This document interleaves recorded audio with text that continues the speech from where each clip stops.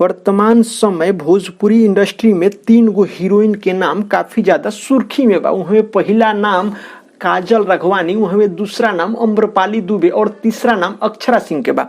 हालांकि ये तीनों नाम के पीछा छोड़ के एगो चौथा नाम भोजपुरी इंडस्ट्री में काफी ज्यादा अपन जलवा बिखेर रहल बा।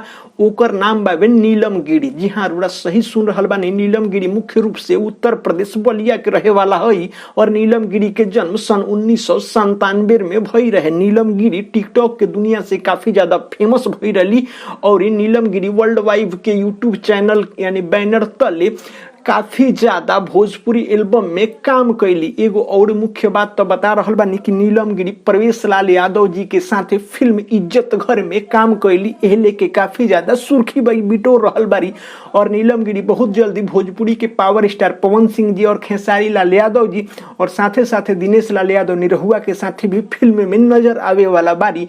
तो रउरा सभे के ई न्यूज खबर कैसन लागल कमेंट बॉक्स में अपन राय जरूर रखें। साथे साथे भोजपुरी स्पीड न्यूज के यूट्यूब चैनल के अगर अभी तक सब्सक्राइब नहीं कइले तो सब्सक्राइब कर दी, बगल में बेल आइकन दबा दी, साथे साथे वीडियो के लाइक भी कर देम और ढेर सारा शेयर कर देम। धन्यवाद।